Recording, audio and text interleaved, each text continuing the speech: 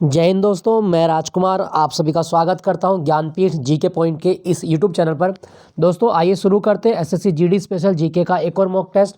दोस्तों ये जो मॉक टेस्ट है, इससे पहले मैंने जो भी मॉक टेस्ट अपलोड किए हैं उनकी प्लेलिस्ट मैंने बना दी है, तो आप वहां से जाकर प्रश्नों का अभ्यास कर सकते हैं। और ये 20 प्रश्न है इस सेशन में, और आपको बहुत कुछ जानने को मिलेगा जीके के मामले में। तो चलिए शुरू करते हैं जीके का एक और मॉक टेस्ट। और मॉक टेस्ट शुरू करने से पहले सबसे पहले आप सभी को मैरी क्रिसमस। भगवान ईसा मसीह आपके जीवन में सुख समृद्धि बनाए रखें। आपकी जो आने वाला साल है वो शुभ समय लेके आए, आपके जो जीवन है वो मंगलमय हो, स्वर्णिम हो, और आप अपने जीवन में ऊंचाइयों को छुएं। इन्हीं कामनाओं के साथ आप सभी को क्रिसमस की बहुत बहुत बधाई। और आज से बड़ा दिन, जिसको हम बोलते हैं कि 25 दिसंबर बड़ा दिन, तो आपकी जीवन में भी बहुत बहुत बड़े काम हो, ऐसी शुभकामनाओं के साथ आज की क्लास को शुरू करता हूँ। तो चलिए पहले प्रश्न की ओर बात करते हैं। फिर आपकी स्क्रीन पर क्या कहा गया है? तो दोस्तों पहले प्रश्न में कहा गया, निम्नलिखित में से कौन सा ग्रीन हाउस गैस नहीं है? दोस्तों ग्रीन हाउस गैस कौन सा नहीं है, तो हमें ये बताना है। सबसे पहले तो मैं आपको बताऊं, जो ग्रीन हाउस होता है इसका मतलब क्या है। दोस्तों ग्रीन हाउस का मतलब होता है कि पृथ्वी के जो औसत तापमान है उसमें वृद्धि होना, यह है आपका ग्रीन हाउस। तो ग्रीन हाउस गैस का मतलब है कि ऐसी गैसें जो पृथ्वी के औसत तापमान में वृद्धि करती हों, उनको बोलेंगे। तो कौन कौन सी गैसें हैं दोस्तों? अगर हम बात करें कार्बन डाइऑक्साइड, तो ये ग्रीन हाउस गैस है। Nitrous oxide N2O green house gas है। मीथेन CH4 ये भी ग्रीन हाउस गैस है। लेकिन जो आर्गन है, argon is not a greenhouse gas. याद रखना, आर्गन ग्रीन हाउस गैस नहीं है। दोस्तों आपको एक चीज़ याद रखनी है, जो एक प्रोटोकॉल है और वो है आपका क्योटो प्रोटोकॉल। क्योटो प्रोटोकॉल, और क्योटो प्रोटोकॉल के तहत 6 गैसों को ग्रीन हाउस गैसों की श्रेणी में रखा गया है। ये आप याद रखना, क्योटो प्रोटोकॉल के तहत कितनी गैसें हैं जिनको ग्रीन हाउस गैस की श्रेणी में रखा गया? 6। दोस्तों कौन कौन सी 6 गैसें हैं? एक आपकी carbon dioxide, methane CH4, nitrous oxide, perfluorocarbon, hydrofluorocarbon और sulphur hexafluoride. These are 6 gas include in Kyoto protocol and also known as green house effect gas. याद रखना दोस्तों, ये जो गैसें हैं वो 6 गैसें हैं, और इन 6 गैसों को ग्रीन हाउस गैसों की श्रेणी में रखा गया। कौन से प्रोटोकॉल के तहत? तो क्योटो प्रोटोकॉल के तहत। दोस्तों क्योटो प्रोटोकॉल कब हुआ था? दोस्तों क्योटो जो शहर है जापान में है, और 11 दिसंबर 1997 को 11 दिसंबर 1997 को क्योटो प्रोटोकॉल हुआ था। ये आप याद रखना, कभी क्वेश्चन आए आपके एग्जाम में कि क्योटो प्रोटोकॉल किससे संबंधित है, तो ये ग्रीन हाउस इफेक्ट से संबंधित है। और ये लागू कब हुआ था? ये लागू हुआ था 10 फरवरी 2005 को। क्योटो प्रोटोकॉल फरवरी 2005 में लागू हुआ, और इसको साइन किया गया था 1997 में। दोस्तों क्या आपको पता है कि ग्रीन हाउस गैस की अवधारणा किसने दी थी?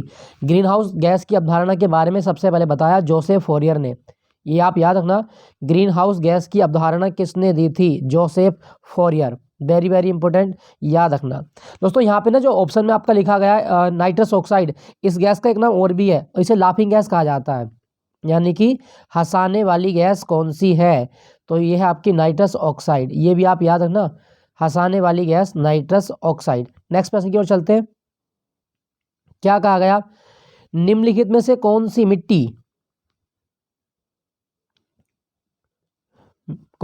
मिट्टी भारत के उत्तरी मैदानों में पाई जाती है? दोस्तों भारत के जो उत्तरी मैदान है ये कृषि के लिए बहुत समृद्ध है, बहुत ज़्यादा रिच है।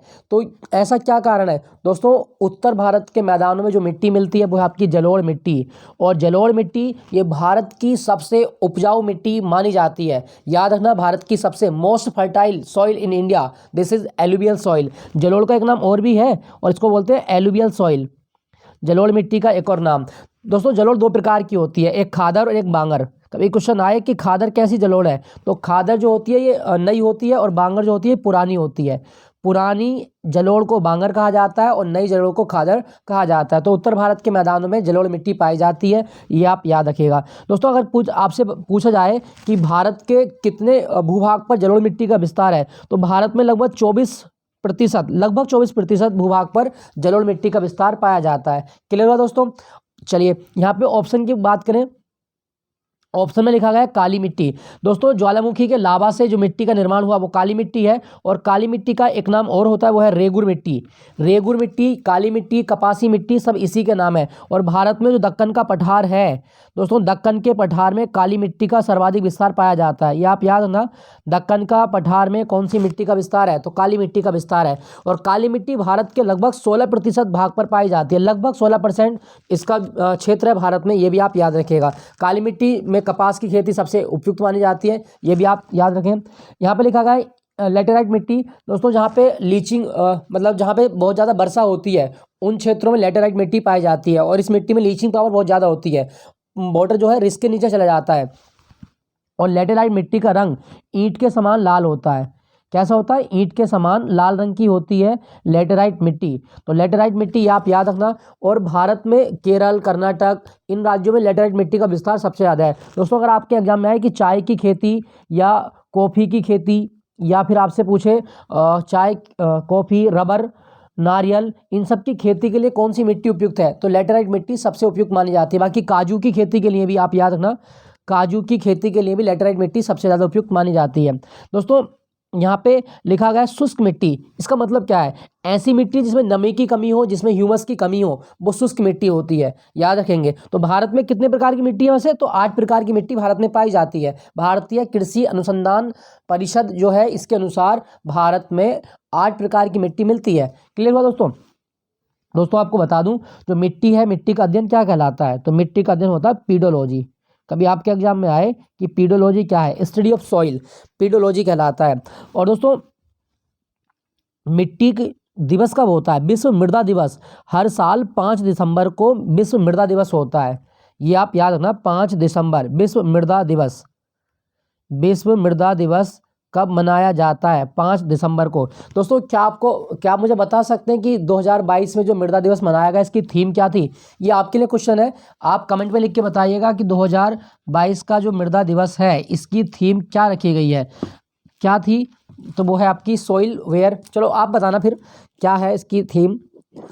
चलिए अगले प्रश्न की ओर चलते हैं। फिर इसमें कहा गया, यदि दूध को ग्रीष्म काल में फ्रीज के बाहर रखा जाए तो वह खट्टा हो जाता है, इसका कारण क्या है। दोस्तों अगर हम दूध को ग्रीष्म काल में फ्रीज के बाहर रखें तो इसमें खट्टापन आता है, इसका कारण क्या है। तो अगर मैं सिंपली बताऊं, बिना ऑप्शन की बताऊं, दोस्तों दूध में एक शर्करा होती है लैक्टोज, और लैक्टोज शर्करा जो होती है ये गर्मी के कारण लैक्टिक अम्ल में बदल जाती है, जिसके कारण दूध कैसा हो जाता है, खट्टा हो जाता है। चलो ऑप्शन के अनुसार देख लेते हैं।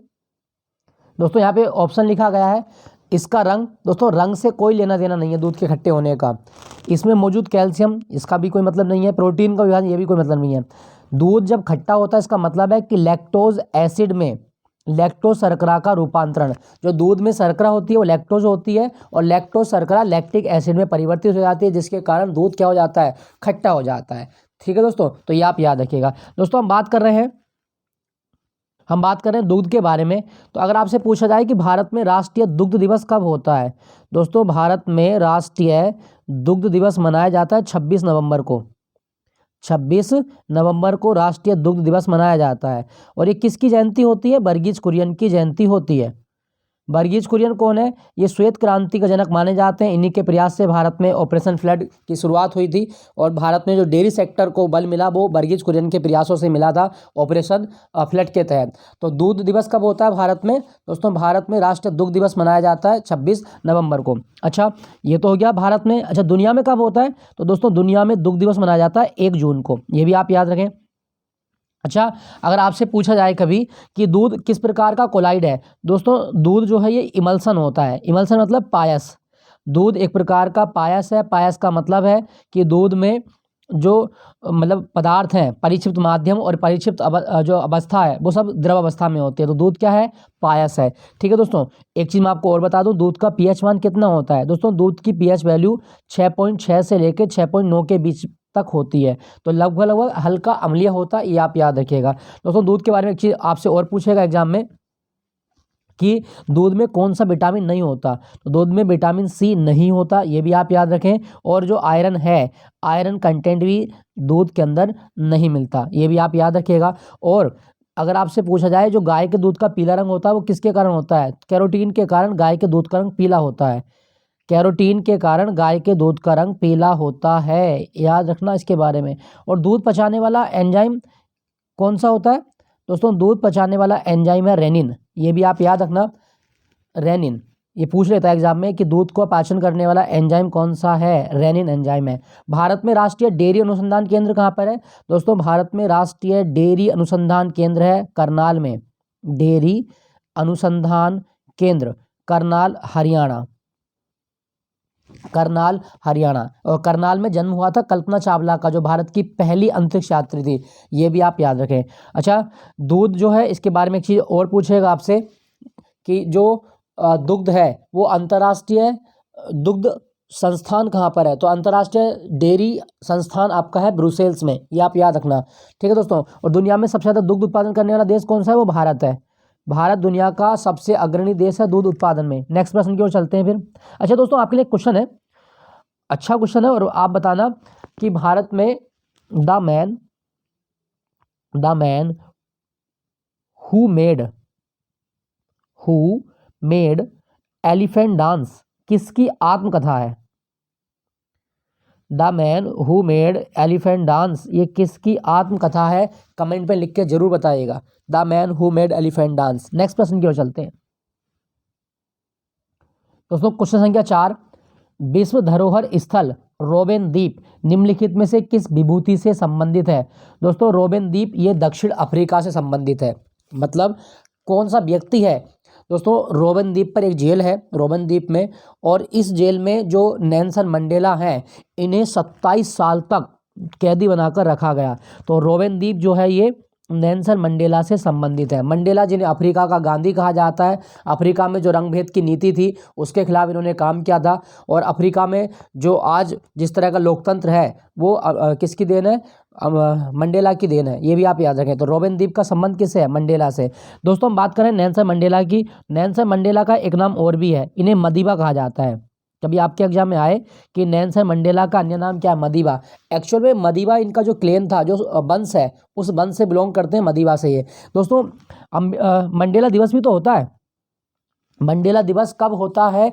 ये जुलाई में होता है। और कौन सी जुलाई को होता है? तो 18 जुलाई को मंडेला दिवस मनाया जाता है।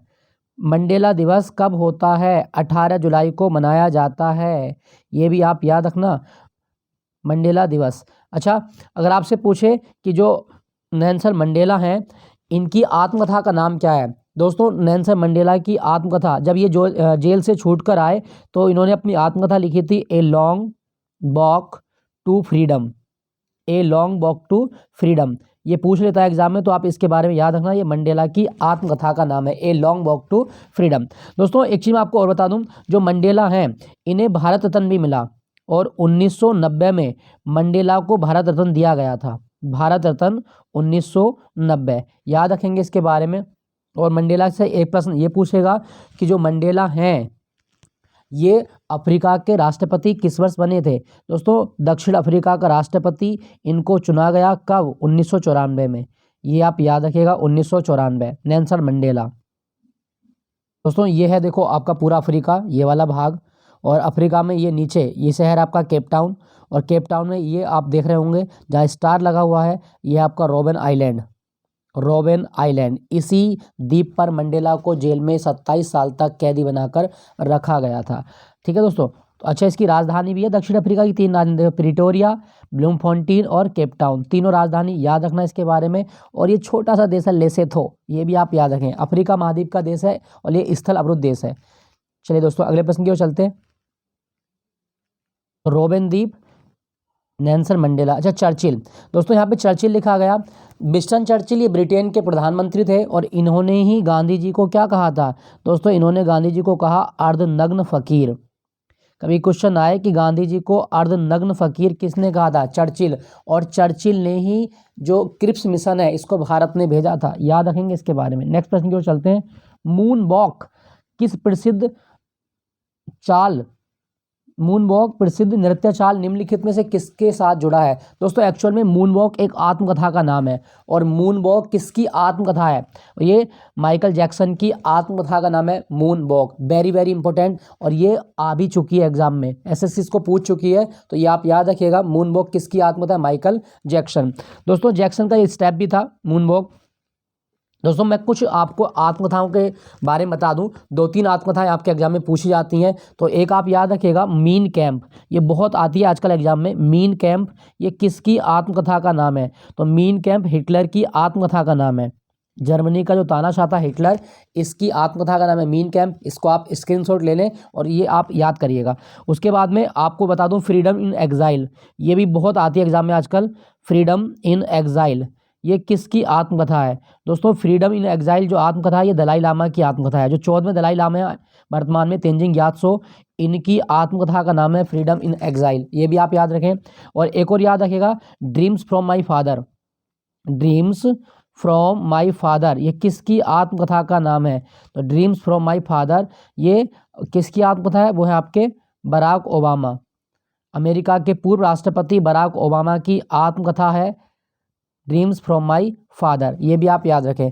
और दोस्तों एक और बताता हूँ आपको, वो है आपकी माइंड मास्टर। ये किताब भी बहुत इंपॉर्टेंट किताब है, माइंड मास्टर, और ये भारत के शतरंज खिलाड़ी विश्वनाथन आनंद की आत्मकथा है।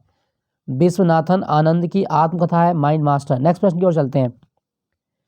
भारत की रियासतों के एकीकरण में निम्नलिखित में से किसने महत्वपूर्ण भूमिका निभाई थी?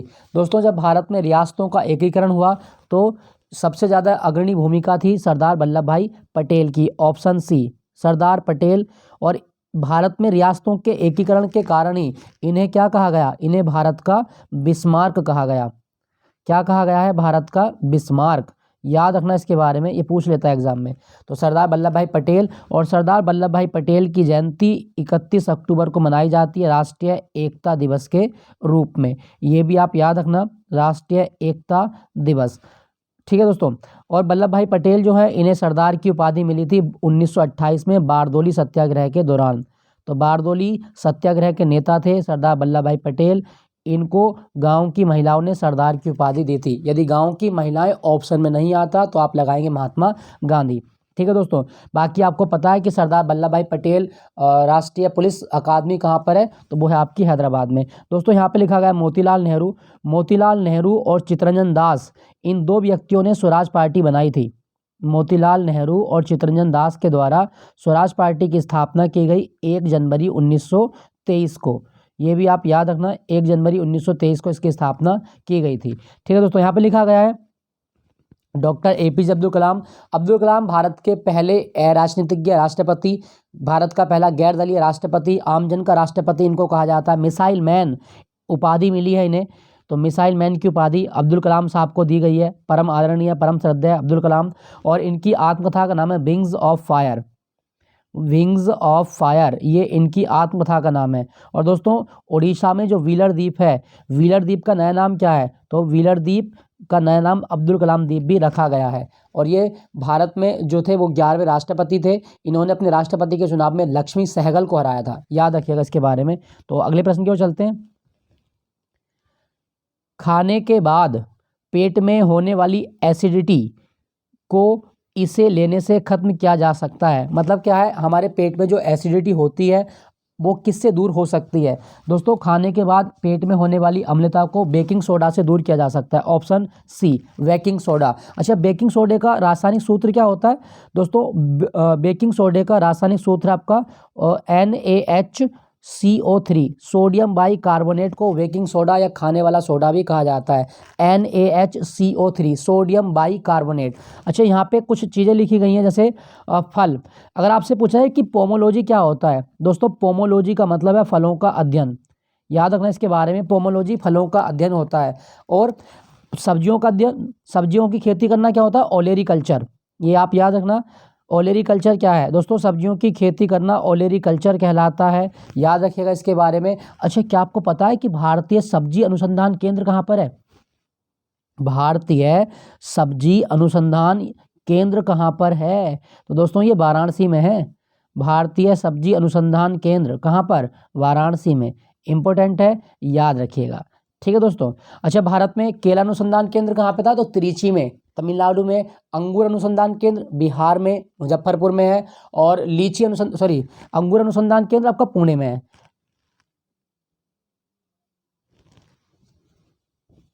दोस्तों अंगूर अनुसंधान केंद्र पुणे में है और अनार अनुसंधान केंद्र महाराष्ट्र के सोलापुर में है। नेक्स्ट प्रश्न की ओर चलते हैं।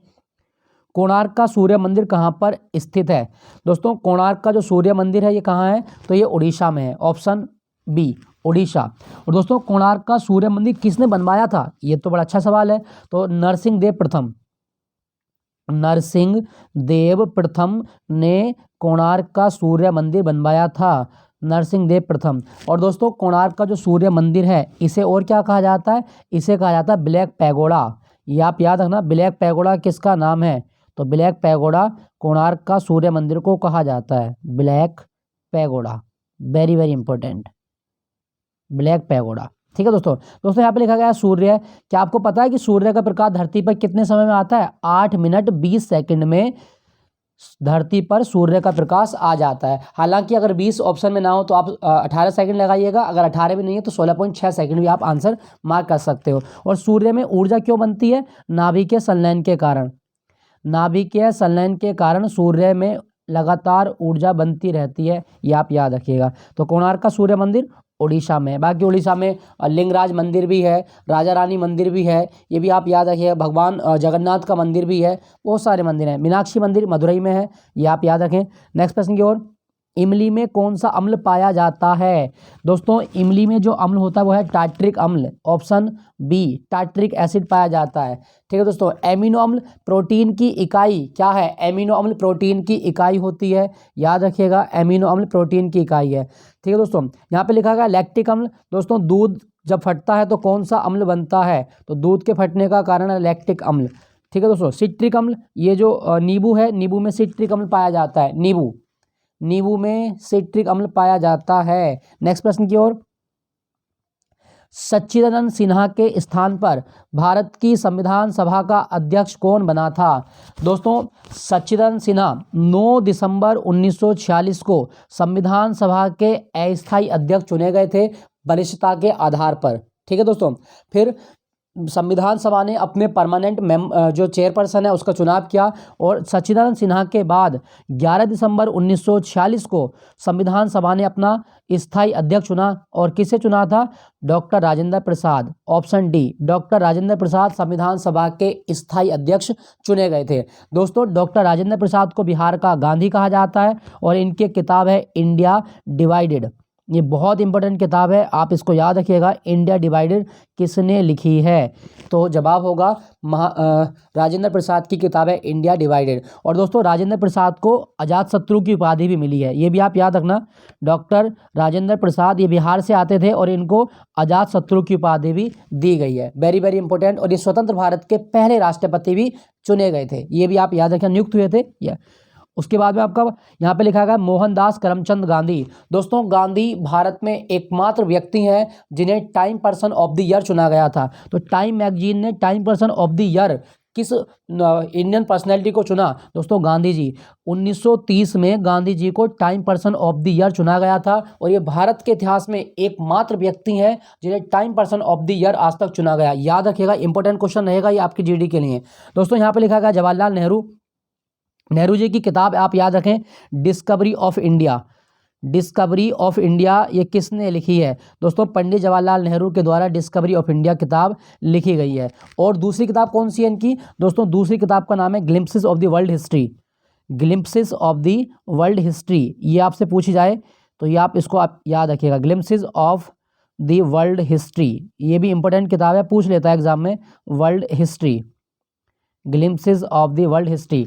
तो ये आप याद रखें। दोस्तों जवाहरलाल नेहरू ये वही व्यक्ति है जिन्होंने सबसे पहले स्वतंत्रता दिवस मनाया था और रावी नदी के तट पर 1930 में जब इन्होंने झंडा फहराया था पूर्ण स्वराज शासन के बाद में। तो ये भी आप याद रखें। नेक्स्ट प्रश्न की ओर चलते हैं। नेक्स्ट प्रश्न, बांधों को आधुनिक भारत का मंदिर किसने कहा है? दोस्तों जो डैम होते हैं इनको मॉडर्न टेम्पल अपनी किताब डिस्कवरी ऑफ इंडिया में इन्होंने कहा था। तो ये व्यक्ति कौन हो सकते हैं फिर? तो डिस्कवरी ऑफ इंडिया में बांधों को आधुनिक भारत का मंदिर कहा पंडित जवाहरलाल नेहरू ने। पंडित जवाहरलाल नेहरू, और इनका जन्मदिन 14 नवंबर को होता है राष्ट्रीय बाल दिवस के रूप में। चिल्ड्रन डे जो भारत में मनाया जाता है वो जवाहरलाल नेहरू की बर्थडे एनिवर्सरी होती है। दोस्तों यहाँ पे लिखा गया आपका मोहनदास करमचंद गांधी, इनकी किताब याद है ना, pathway to God. Pathway to God ये किसके द्वारा लिखी गई है? तो pathway to God Gandhi ji के द्वारा लिखी गई एक किताब है। और गांधी जी ने कहा था माई लाइफ माई मैसेज, मेरा जीवन ही मेरा संदेश है, ये भी आप याद रखना। और गांधी जी के बारे में कभी क्वेश्चन आए कि इनको महात्मा की उपाधि किसने दी थी? तो महात्मा की उपाधि रविंद्रनाथ टैगोर ने दी थी, और राष्ट्रपिता की उपाधि सुभाष चंद्र बोस ने इनको दी थी, याद रखिएगा।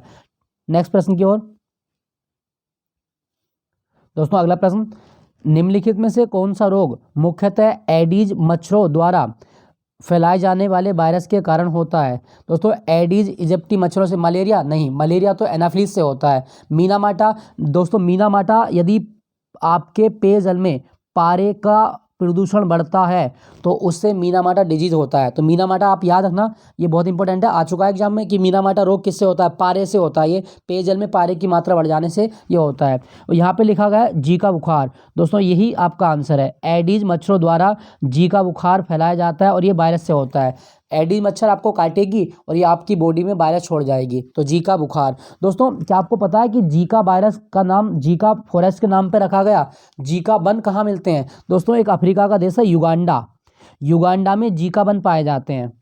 युगांडा में जीका वन पाए जाते हैं और जीका वनों के नाम पर इस वायरस का नाम जीका वायरस रखा गया है।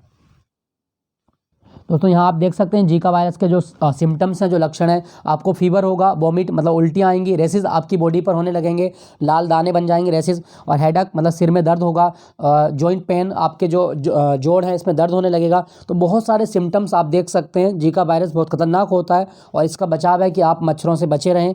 तो अगले प्रश्न की ओर चलते हैं फिर। तो इसका सही जवाब क्या होगा? एडीज मच्छर, जीका बुखार। नेक्स्ट प्रश्न की ओर, निम्नलिखित में से कौन सा पारिभाषिक शब्द उन प्रजातियों के लिए प्रयुक्त है जो स्थानीय आवास के प्राकृतिक आवासी नहीं है लेकिन इस तंत्र में शामिल होते हैं? दोस्तों कहने का मतलब है कि जो विदेशी प्रजाति शामिल होती हैं उनको क्या बोलेंगे? तो दोस्तों विदेशी प्रजातियों को बोला जाता है एक्सोटिक। इसका सही जवाब है आपका ऑप्शन बी, एक्सोटिव। एक्सोटिक कहा जाता है, ये आप याद रखिएगा। ठीक है दोस्तों, चलिए अगले प्रश्न की ओर। यदि n परमाणु ऊर्जा स्तर का सूचकांक है तो m कक्षा के लिए n का मान कितना होगा? दोस्तों ये हमारा कई सारी कक्षाएं होती हैं ऊर्जा स्तर। तो ऊर्जा स्तर क्या है पहले तो ये जान लें। दोस्तों इलेक्ट्रॉन जिन कक्षाओं में घूमता है उसे ऊर्जा स्तर कहा जाता है। नाभिक के पास वाली कक्षा होती है K, L, M, N, और इनको हम नंबर दे देते हैं 1, 2, 3, 4। तो हमें m के लिए पूछा है तो m के लिए क्या मान आएगा? m के लिए कितना आएगा? तो 3 मान आएगा। ये आप याद रखें, K, L, M, N, इस तरह से हम लिखते रहते हैं कक्षाओं को और इनको नंबर देते हैं 1, 2, 3, 4। तो m के लिए n का मान क्या होगा? ये 3 होगा। तो इसका सही जवाब है आपका ऑप्शन बी, 3। ये आप याद रखें। नेक्स्ट प्रश्न, किस संविधान संशोधन के तहत गोवा को पूर्ण राज्य का दर्जा दिया गया था? दोस्तों गोवा 30 मई 1987 को भारत का राज्य बना था। 30 मई 1987 को 25वां राज्य बना था गोवा। या कौन से संविधान संशोधन के द्वारा?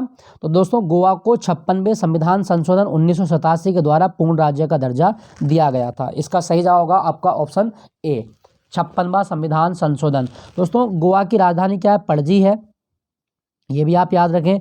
गोवा की राजभाषा क्या है? कोंकणी है, और कोंकणी भाषा देवनागरी लिपि में लिखी जाती है। और दोस्तों गोवा में एक ही नेशनल पार्क है, महावीर। भगवान महावीर नेशनल पार्क कहाँ पर है? तो गोवा में है भगवान महावीर नेशनल पार्क। और गोवा में सलीम अली पक्षी विहार भी है। सलीम अली पक्षी विहार भारत में कहाँ पर है? तो सलीम अली पक्षी विहार ये है आपका गोवा में। और गोवा में एक झरना याद रखना, दूध सागर जलप्रपात, ये मांडोवी नदी पर है। और गोवा का एक बंदरगाह है मार्मुगांव, मार्मुगांव बंदरगाह। और भारत में सबसे कम क्षेत्रों वाला एरिया, मतलब कम एरिया वाला राज्य कौन सा है? वो गोवा है। और गोवा का एरिया है आपका 3702 वर्ग किलोमीटर। ये सबसे छोटा राज्य है एरिया में, आप याद रखें। अच्छा, गोवा में एक चीज़ आप और याद रखना, जो गोवा है इसको मुक्ति कब मिली थी, तो 19 दिसंबर 1961 को पुर्तगालियों से ऑपरेशन विजय के तहत हमने गोवा को मुक्त करवाया था, ऑपरेशन विजय, ये आप याद रखना। और गोवा में काजू की शराब बनती है जिसका नाम होता है फेनी, फेनी काजू की शराब होती है। नेक्स्ट प्रश्न की ओर चलते हैं। किस किले को मराठा साम्राज्य का पहला स्तंभ माना जाता है? दोस्तों, मराठा साम्राज्य का पहला स्तंभ है प्रचंडगढ़, प्रचंडगढ़ ये सही जवाब है आपका। 1644 ईस्वी में शिवाजी ने जब तोरण नामक पहाड़ी पर अपना अधिकार किया तो इस पहाड़ी पर एक किले का निर्माण करवाया और इस किले का नाम रखा था प्रचंडगढ़, ये भी आप याद रखें। दोस्तों, मराठाओं की सबसे इंपॉर्टेंट विशेषता आप याद रखना, शिवाजी का जो मंत्रिमंडल है, मतलब मराठा मंत्रिमंडल को क्या कहा जाता था, अष्टप्रधान कहा जाता था। ये एग्जाम में आता है कि मराठाओं में जो मंत्रिमंडल था इसको क्या कहा गया, अष्टप्रधान। 8 मंत्री मतलब 8 दिग्गज होते थे और सबसे अपर पद होता था इसमें, वो होता था पेशवा। पेशवा सबसे हाईएस्ट पद था इसमें, ये आप याद रखिएगा। नेक्स्ट प्रश्न की ओर चलते हैं। दोस्तों, अगला प्रश्न, बेरीनाग का जल स्रोत उत्तर भारत की कौन सी नदी का मुख्य स्रोत है? दोस्तों, बेरीनाग और शेषनाग झील से जो नदी निकलती है वो है आपकी झेलम नदी। ऑप्शन ए झेलम नदी, ये आप याद रखिएगा। दोस्तों, मैं बात करूं झेलम नदी, जो आपने बुलर झील का नाम सुना होगा, बुलर झील को जो नदी पानी देती है वो झेलम नदी है। और श्रीनगर शहर जो है वो कौन सी नदी के तट पर है? दोस्तों, श्रीनगर शहर झेलम नदी के तट पर है, ये भी आप याद रखिएगा। क्लियर हुआ दोस्तों? तो ये आपका जवाब होगा, बेरीनाग और शेषनाग झील से कौन सी नदी निकलती है? झेलम नदी निकलती है। दोस्तों, चिनाब नदी का नाम है अस्कनी, ये भी आप याद रखें। अच्छा, आपके लिए क्वेश्चन है कि रावी नदी पर एक बांध है जिसका नाम है थीन बांध, थीन बांध ये किस राज्य में है? रावी नदी पर थीन बांध किस राज्य में है, ये मुझे बताना है। चिनाब नदी पे बात करूं तो चिनाब नदी पर जैसे बगलीहार बांध है आपका, बगलीहार बांध ये पूछ लेता है एग्जाम में, जम्मू कश्मीर में है ये बगलीहार। उसके बाद में सलाल जल विद्युत परियोजना जम्मू कश्मीर में चिनाब नदी पर है। दुलहस्ती, दुलहस्ती जल विद्युत परियोजना ये भी चिनाब नदी पर है। और रटले जल विद्युत परियोजना ये भी चिनाब नदी पर है। और एक आपकी किश्तवाड़, किश्तवाड़ जो है ये भी आपकी चिनाब नदी पर है। और एक आपका पाकलदुल, पाकलदुल बांध जम्मू कश्मीर में ही है ये भी, और ये भी चिनाब नदी पर है। तो ये सारे बांध आप याद रखिएगा। तो थीन बांध जरूर बताना कमेंट में कि थीन बांध कहाँ पर है। नेक्स्ट प्रश्न की ओर, किसी तरल पदार्थ द्वारा लगाए जाने वाले घर्षण बल को निम्नलिखित में से क्या नाम दिया गया है? दोस्तों, तरल पदार्थ जो अपना घर्षण बल लगाता है उसे कहा जाता है तलकर्षण, ऑप्शन बी, तलकर्षण कहा जाता है, इसका सही जवाब होगा ऑप्शन बी। नेक्स्ट प्रश्न, तेंग बोचे मठ किस देश में, भारत या भारत के किस राज्य में स्थित है? दोस्तों, तेंग बोचे मठ की बात करें तो ये नेपाल में, option C is the right answer, Nepal. दोस्तों, नेपाल का राष्ट्रीय खेल क्या है? वॉलीबॉल। नेपाल का राष्ट्रीय खेल है वॉलीबॉल। और नेपाल का राष्ट्रीय पशु है गाय, नेपाल का राष्ट्रीय पशु गाय है, ये भी आप याद रखिएगा। और दोस्तों, जो नेपाल है इसकी राजधानी काठमांडू है और काठमांडू में सार्क का मुख्यालय भी है। सार्क बोले तो South Asian Association for Regional Cooperation, SAARC का मुख्यालय कहाँ पर है? काठमांडू में ये मुख्यालय है, ये भी आप याद रखना। और दोस्तों, भारत और नेपाल के बीच कौन सा युद्धाभ्यास होता है? सूर्य किरण होता है, सूर्य किरण युद्धाभ्यास भारत की सेना कौन से देश के साथ करती है? तो जवाब होगा नेपाल के साथ सूर्य किरण युद्धाभ्यास किया जाता है, ये आप याद रखना। अभी हुआ था ये। और नेपाल के जो पीएम बनेंगे, मुझे लगता है कि आज जब मैं ये क्लास रिकॉर्ड कर रहा हूँ तो पुष्पकमल दहल शायद संभावित है, उनके पास चांस 90% है कि पुष्पकमल दहल नेपाल के फिर से पीएम बन जाएंगे। अभी देखना होगा, वहाँ पे राजनीतिक उथक पटक चल रही है तो क्या होता है। तो अभी मेरे हिसाब से तो पुष्पकमल दहल ही होंगे, लेकिन देखते हैं आगे। उसके बाद में भूटान लिखा गया है। दोस्तों, भूटान का एक नाम स्क्रीनशॉट ले लेना और यह नोट करके लिख लेना, इसको आपको याद करना है। ड्रिकयुल किस देश का नाम है? दोस्तों, किस देश को ड्रिकयुल कहा जाता है? ड्रिकयुल का मतलब है the land of thunder dragon, the land of thunder dragon ये भूटान का नाम है और इसे लोकल भाषा में ड्रिकयुल कहा जाता है। भूटान की राजधानी थिम्पू है और इसकी मुद्रा का नाम है गुलट्रम। भूटान की मुद्रा का नाम क्या है? गुलट्रम इसकी मुद्रा है, ये आप याद रखिएगा। दोस्तों, एक चीज़ मैं आपको और बता दूं, जो भूटान है ना, भूटान की राजभाषा क्या है? वो है जोंगखा। भूटान की राजभाषा है जोंगखा। और भूटान का राष्ट्रीय खेल है तीरंदाजी, तीरंदाजी याद रखना इसके बारे में। और भूटान से एक प्रश्न ये पूछ सकता है आपके एग्जाम में कि मोदी जी को किस देश ने अपना सर्वोच्च सम्मान दिया था? भूटान ने दिया था।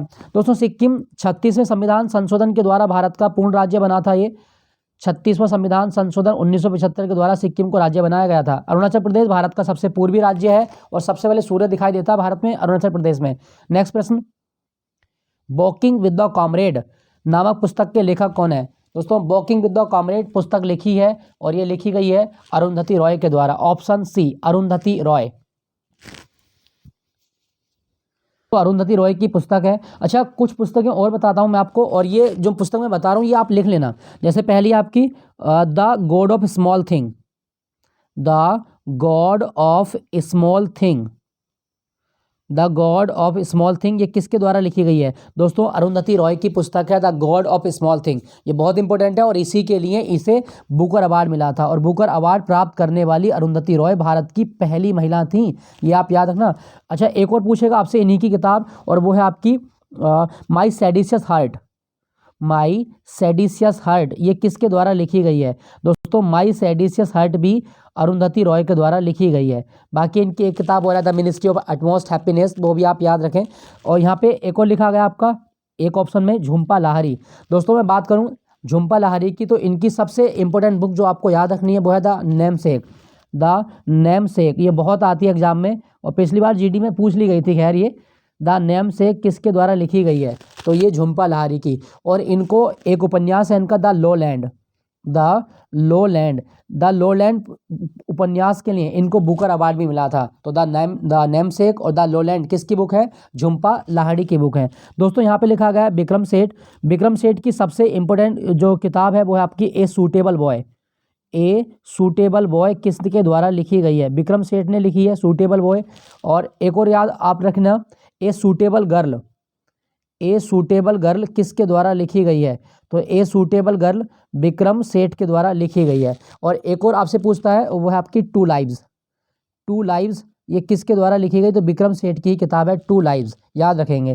दोस्तों यहाँ पे लिखा गया आपका एक ऑप्शन में किरण देसाई, किरण देसाई की एक किताब जो मुझे याद है वो है आपका the loss of inheritance, the loss of inheritance, the loss of inheritance, ये आप याद रखना, द लॉस ऑफ इनहेरिटेंस, ये किरण देसाई की पुस्तक है। ठीक है दोस्तों, तो दोस्तों ये था आज का मॉक टेस्ट। क्लास 35 मिनट की फिर हो चुकी है, लगभग 36 मिनट की। तो इस बात को मत कहना कि क्लास थोड़ी लंबी है, लेकिन मैं आपको, मेरी कोशिश यही रहती है कि आपको बहुत ज़्यादा नॉलेज मिले, हर तरह के क्वेश्चन आप टैकल कर पाएँ अपने एग्जाम में। तो जल्दी मिलूंगा आपको अगले मॉक टेस्ट के साथ में। Thank you for watching Jnanpith GK point. Please एक रिक्वेस्ट है, सब्सक्राइब जरूर कर लीजिएगा चैनल को और वीडियो को लाइक करें ताकि मुझे पता चले कि आप इस सेशन को पसंद कर रहे हैं या नहीं कर रहे हैं। अपना ख्याल रखिएगा दोस्तों, बाकी मिलता हूँ अगले मॉक टेस्ट के साथ।